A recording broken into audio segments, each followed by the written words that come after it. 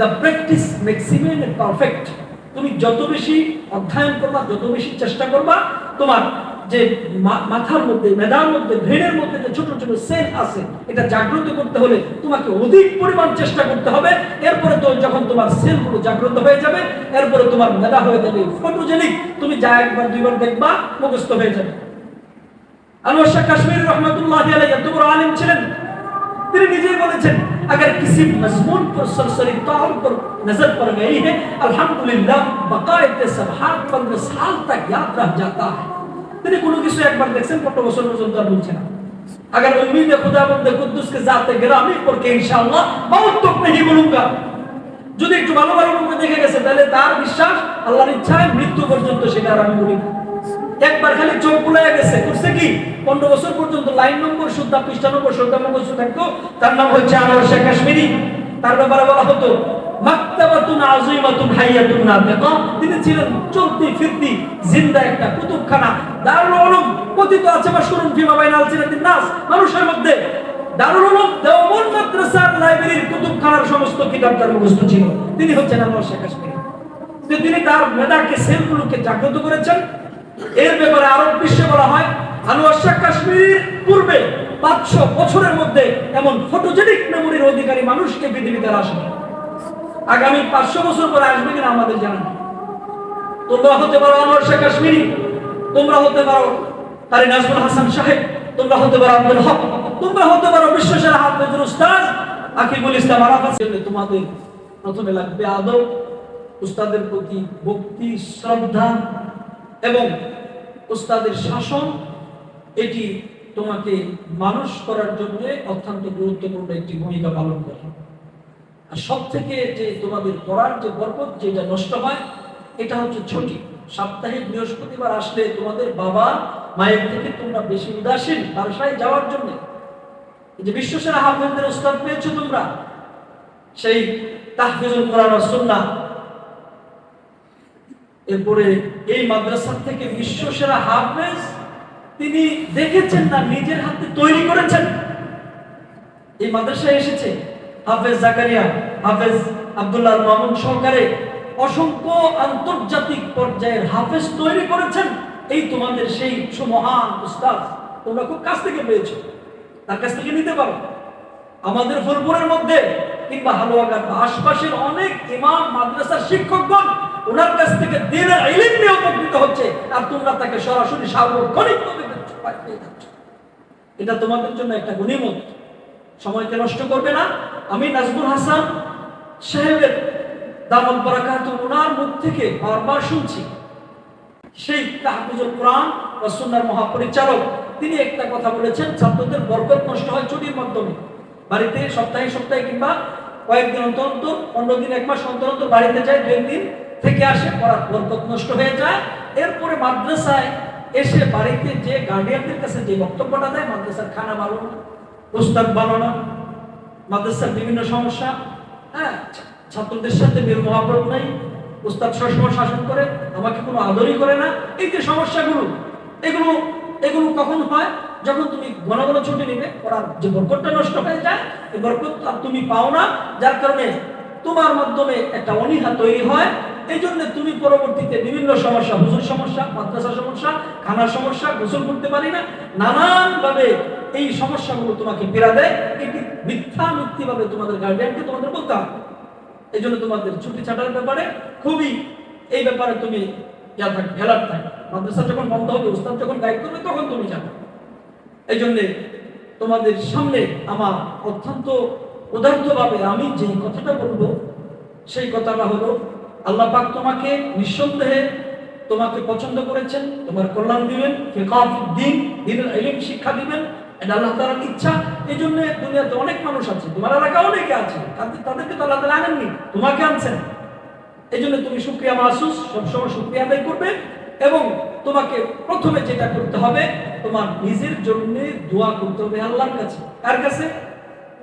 হযরত মুসা আলাইহিস সালাতু ওয়াস সালাম আমাদেরকে শিখিয়েছেন, তিনি দোয়া করছেন, রব্বি জিদনি ইলমা।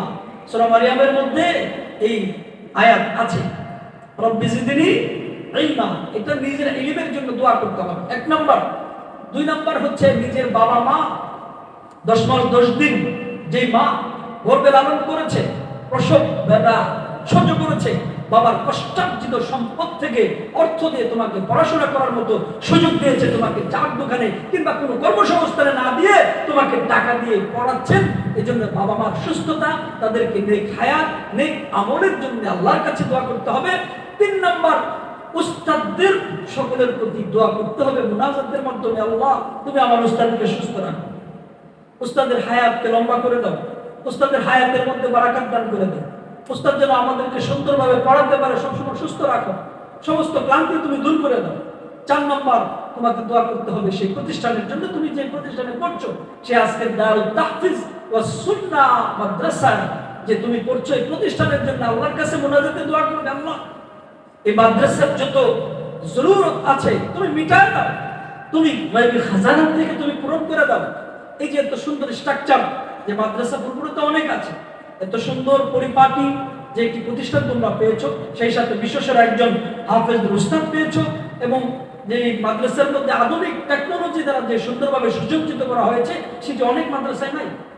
আমিও বাংলাদেশের বিভিন্ন মাদ্রাসায় আমার যাওয়া হয়, অনেক সময় কথা বলার জন্য বিভিন্ন প্রোগ্রামে যাই, কিন্তু এটা একটা আমার কাছে ডিফিকাল্ট, মানে এটা একটা এক্সেপশনাল একটি প্রতিষ্ঠান মনে হয়, যে সার্বক্ষণিকভাবে তোমরা সবকিছু এখানে পাচ্ছ, টেকনোলজির উন্নত ব্যবহার তোমরা পাচ্ছ। বিশেষ করে মনিটরের মাধ্যমে বিশ্বসেরা আন্তর্জাতিক এই দেশের বাহিরের শিক্ষকদের সরাসরি মস্কের যে সুব্যবস্থাটা, এটাও তোমরা পাচ্ছ আলহামদুলিল্লাহ। এটা তোমরা তোমাদের জন্য গনিমত মনে করবে। এই জন্য তোমাদের মাদ্রাসার জন্য 4 নাম্বার, মাদ্রাসার শিক্ষা প্রতিষ্ঠানের জন্য তোমাদের দোয়া করতে হবে, আল্লাহ এই প্রতিষ্ঠানকে তুমি ইসলামের দুর্গ বানায় দাও, ইসলামের দ্বীনের জন্য একটি মার্কাজ বানায় দাও, তাম পৃথিবীর মধ্যে যেন আল্লাহর কোরআনের আলো জ্বালাইতে পারে সেই দারুত তাহফিজকে এমন ভাবে কবুল করে নাও, 20 কোটি বর্গ মাইলের পৃথিবীর এই বাংলাদেশের এই ভূখণ্ডে এই মাদ্রাসাকে তুমি উজ্জ্বল নক্ষত্র বানায় দাও।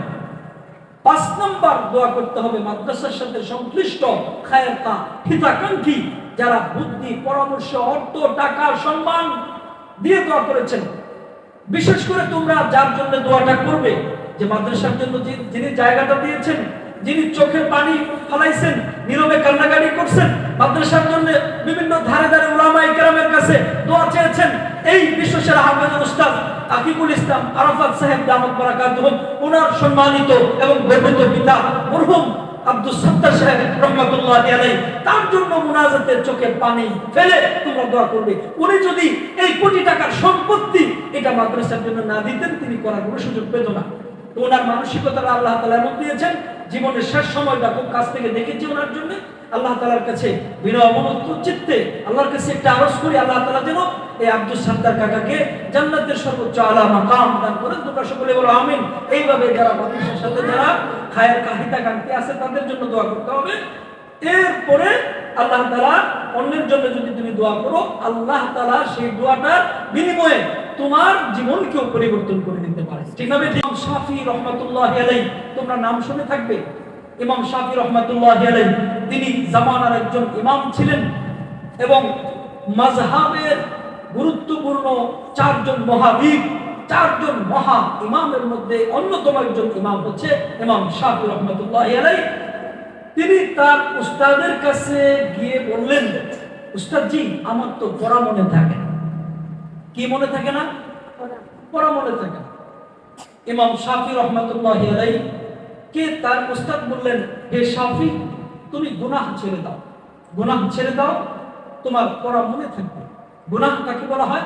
আত-তাজান্নুবু মান লা ইয়াদুররুহু বিল আখিরাহ, যেটা দুনিয়া এবং আখিরাতকে নষ্ট করবে, এই কাজটার নামই হচ্ছে গুনাহ। এরপরে ইমাম শাফির উস্তাদ তিনি কবিতার ভাষায় যেই কয়েকটা নসিহত করেছেন, শাকাউতু ইলা ওয়াকি'in সুআ হিফজি ফাওসানি ইলা দারকিল মাসি ফাইন্নাল ইলমা নূরুম মিন ইলাহি ওয়া নূরুল্লাহি লা ইউহদা লিআসি। ইমাম শাফি রাহমাতুল্লাহি আলাইহি তার উস্তাদ নসিহত করলেন কবিতার ভাষা, হে ইমাম শাফি তুমি গুনাহ ছেড়ে দাও, আল্লাহর পক্ষ থেকে তোমার দিলের মধ্যে ইন্নামাল ইলমু নূরুন ইউকযাফু ফিল কলব নিশ্চয় ইলম হচ্ছে নূর, আল্লাহর পক্ষ থেকে সেই নূর ইলম তোমার দিলের মধ্যে সঞ্চারণ হবে, এটা তুমি ভুলে যাবে না। বুঝতে পারছো? এর জন্য তোমাকে যেটা করতে হবে, গুনাহ ছাড়তে হবে, মিথ্যা ছাড়তে হবে, নিন্দা ছাড়তে হবে, গালিগালাজ ছাড়তে হবে, বাড়িতে যে লেংটি মেরে শর্ট প্যান্ট পরে ফুটবল খেলা, বিভিন্ন গেম ছাড়তে হবে। বিশেষ করে বর্তমান সোশ্যাল মিডিয়ার যুগে সব থেকে ঈমান বিধ্বংসী, বিশেষ করে তলবুল ইলম ছাত্রদের জন্য এক বিধ্বংসীকার বস্তুর নাম হচ্ছে মোবাইল টেকনোলজির উন্নত ঈমান বিধ্বংসী আবিষ্কার, যেটা দুনিয়া এবং আখিরাত নষ্ট করার আবিষ্কার। এটা যদি কোনো ছাত্রের কাছে এই স্মার্ট মোবাইল চলে আসে, তার কাছে দিনের ইলম ঢুকবে না। প্রত্যেক কদমে কদমে, সেকেন্ডে সেকেন্ডে সে গুনাহকরণের আসান সামান উপকরণ তার হাতে চলে এসেছে। এইবার তার কলবকে নিরাপদ রাখতে পারবে না, আল্লাহর পক্ষ থেকে পবিত্র ইলম তার কলবের মধ্যেও আসবে। এটা সব থেকে knowledge come to the point, সব থেকে গুরুত্বপূর্ণ বিষয় হচ্ছে তুমি নিজেকে গুনাহমুক্ত রাখতে হবে।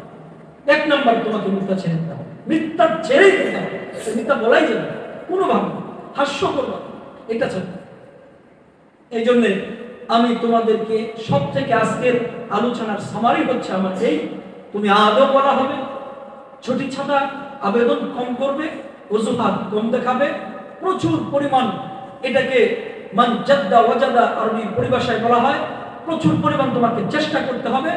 এটাকে আমরা ইংরেজির পরিভাষায় বলি the practice makes man perfect. তুমি যত বেশি অধ্যয়ন করবা, যত বেশি চেষ্টা করবা, তোমার যে মাথার মধ্যে, মেধার মধ্যে, ব্রেনের মধ্যে যে ছোট ছোট সেল আছে, এটা জাগ্রত করতে হলে তোমাকে অধিক পরিমাণ চেষ্টা করতে হবে। এরপরে তো যখন তোমার সেলগুলো জাগ্রত হয়ে যাবে, এরপরে তোমার মেধা হয়ে যাবে ফটোজেনিক, তুমি যা একবার দুইবার দেখবা মুখস্থ হয়ে যাবে।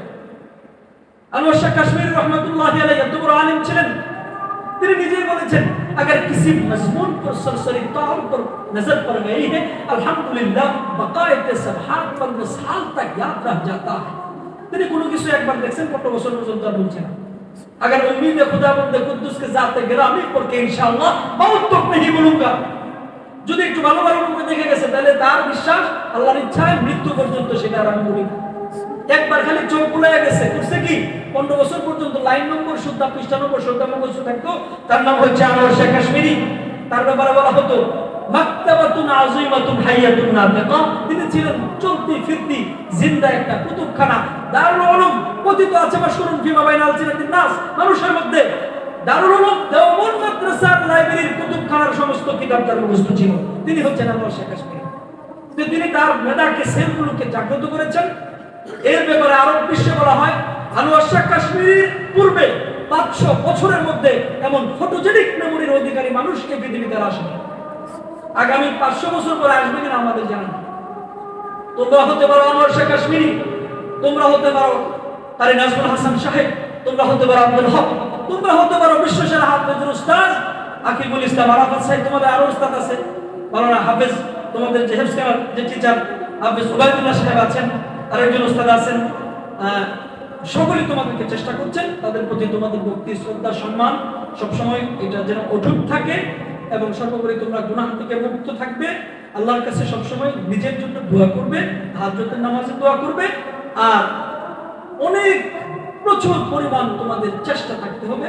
এই চেষ্টার বদৌলতে আল্লাহ তাআলা তোমাদেরকে ফিকহ ফিদ দ্বীন দান করবেন, তোমাদের কল্যাণ আল্লাহ তাআলা চান, ইচ্ছা করেছেন। এই জন্য আল্লাহর কাছে চেয়ে চিনতে, মেহনতের মাধ্যমে, মুজাহাদের মাধ্যমে, চেষ্টার মাধ্যমে এটা তোমাদের অর্জন করে নিতে হবে, এবং তোমাদের মনস্তাত্ত্বিকভাবে মন থেকে সকল প্রস্তুতি এটা তোমাকে নিতে হবে যে আমাকে আল্লাহর কোরআনের হাফেজ হতে হবে, যত কষ্টই হোক, যত মেহনতই করতে হোক, সমস্ত মেহনত, চেষ্টা, ওস্তাদের কথা, সমস্ত দিক নির্দেশনা, গাইড আমাকে মানতে হবে, এটা দিলের মধ্যে বসাইতে হবে। আল্লাহ তাআলা আমাদের সকলকে তৌফিক দান করেন। সর্বোপরি মাদ্রাসার জন্য আমার পক্ষ থেকে শুভকামনা রইল। তোমাদের সকল উস্তাদ এবং ছাত্র যারা আছো, সকলের জন্য আমার অকৃত্রিম দোয়া এবং ভালোবাসা রইল। এবং এই মাদ্রাসা দারুত তাহফিজ ওয়া সুন্নাহ মাদ্রাসা, এটা দিন দিন উত্তরোত্তর সফলতা কামনা করছি।